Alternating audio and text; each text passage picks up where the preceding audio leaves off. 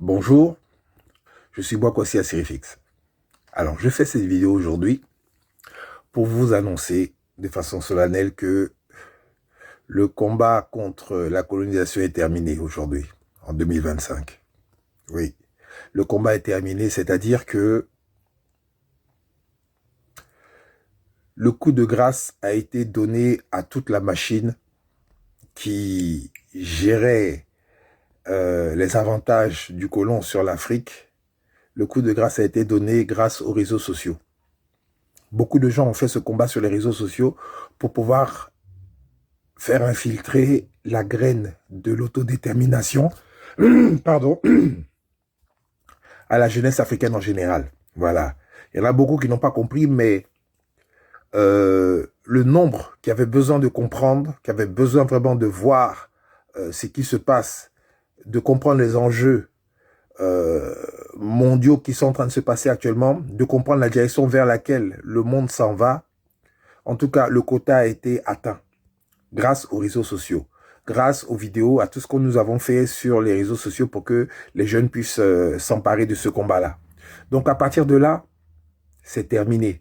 Parce que il sera très difficile pour le colon de venir inverser la donne et raconter une autre histoire afin que les jeunes, comme avant, les suivent comme des moutons. C'est terminé, c'est fini.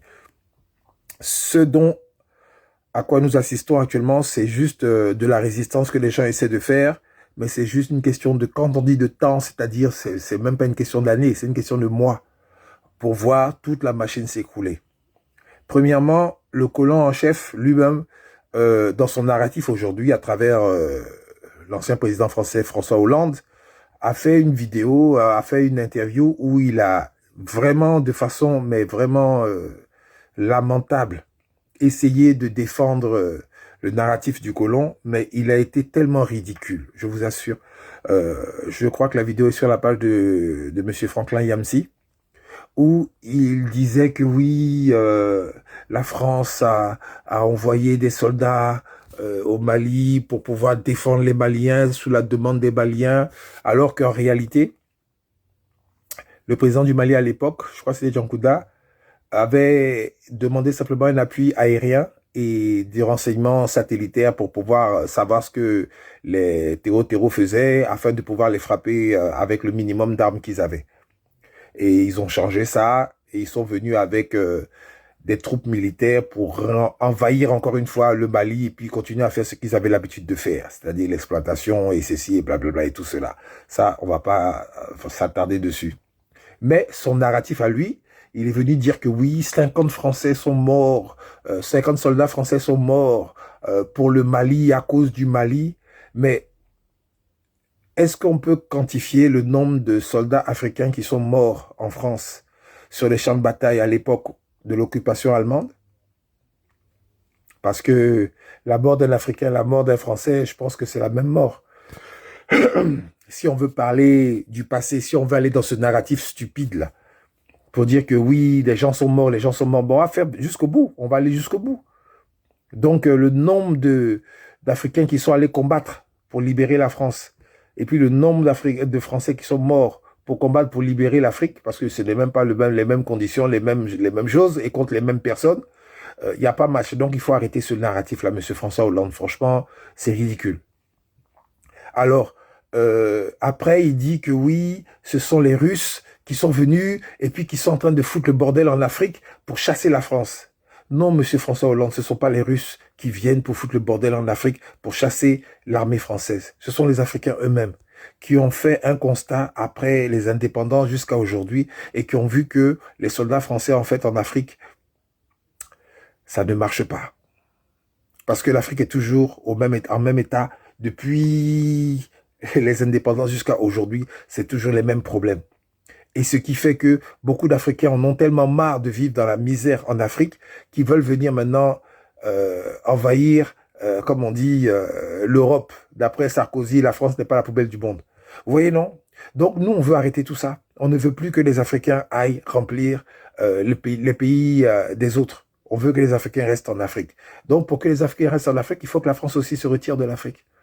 Voilà, tout simplement. On n'a plus besoin des soldats français en Afrique. On a besoin que de personnes qui veulent faire du commerce, qui veulent faire des choses vraiment utiles, dont nous avons besoin en Afrique. Comme la France a aussi dit, quand Marine Le Pen dit qu'on a besoin que des gens qui nous sont utiles, eh ben nous c'est pareil, c'est la même chose. Voilà. Donc ce combat-là, je le dis aujourd'hui, c'est terminé, c'est fini.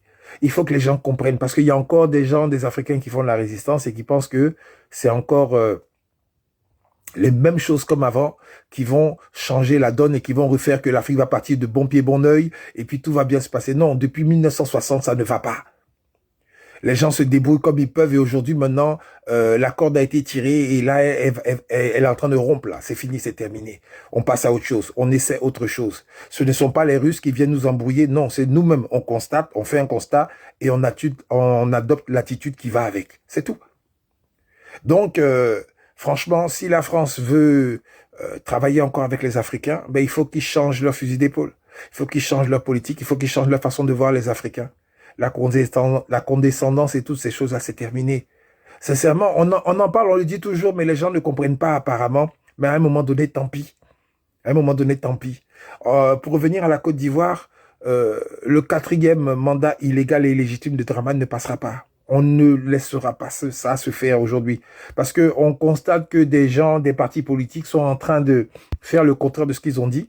Quand ils ont dit au départ que non, il n'y aura pas de 4e mandat, on est contre le 4e mandat et aujourd'hui, maintenant, ils se précipitent pour aller aux législatives.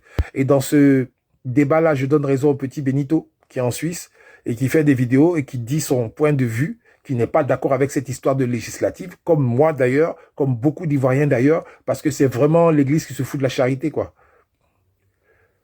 Sincèrement, à un moment donné, il faut arrêter de se foutre des Ivoiriens. Quand vous avez commencé quelque chose, finissez ce combat-là. Au lieu de perdre la bataille de la présidentielle, parce que ça a été vraiment une esbrouffe, ça a été quelque chose qui a été forcé, et vous le saviez très bien, vous pouvez gagner les élections et perdre des résultats, et vous avez perdu les résultats, maintenant aujourd'hui, vous passez à autre chose. Non, on ne passera pas à autre chose.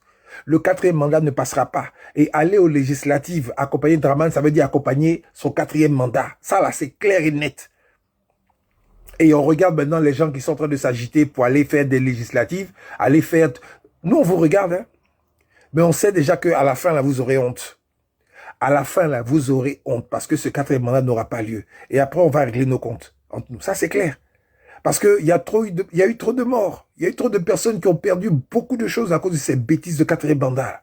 Et vous allez marcher dessus pour aller vous asseoir à l'Assemblée nationale pour dire que vous allez faire une politique autrement. C'est ridicule. Vous vous foutez des Ivoiriens.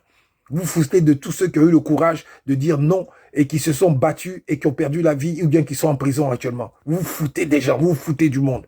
Et là, je suis d'accord avec le président Gbagbo qui dit qu'il n'y aura pas de candidat du PPACI pour aller aux législatives. Je suis tout à fait d'accord. C'est logique, c'est clair et c'est net.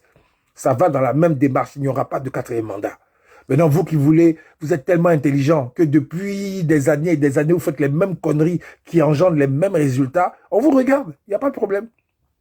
Il n'y a pas de problème. Mais une chose est certaine, on vous dit que le combat est gagné d'avance pour nous.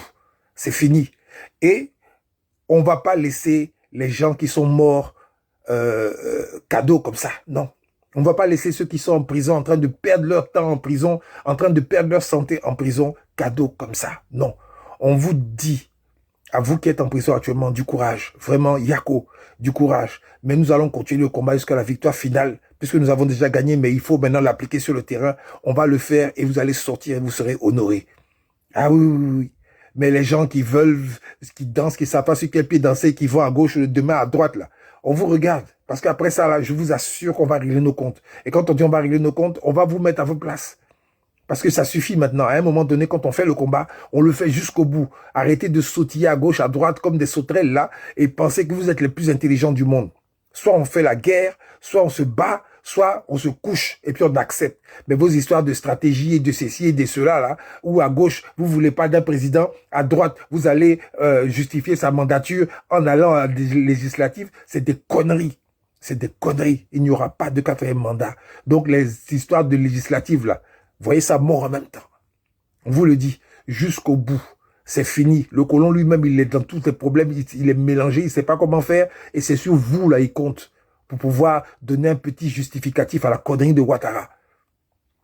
Donc, je donne raison au petit Benito. qui est clair et droit dans ses bottes, dans ce qu'il fait et dans ce qu'il dit. Comme beaucoup d'autres qui sont contre ces législatives aussi. Parce que justifier ça, c'est d'accompagner Dramane Ouattara dans sa 4e forfaiture. Et ça ne passera pas. C'est terminé, c'est mort. Et on vous le dit aujourd'hui, et vous allez comprendre pourquoi je parle comme ça aujourd'hui. Très bientôt, vous allez voir. Et après, je vous le dis aujourd'hui, parce que si vous n'arrêtez pas vos conneries là, ça ne va jamais cesser. On va régler nos comptes entre nous après. Merci. Peace out.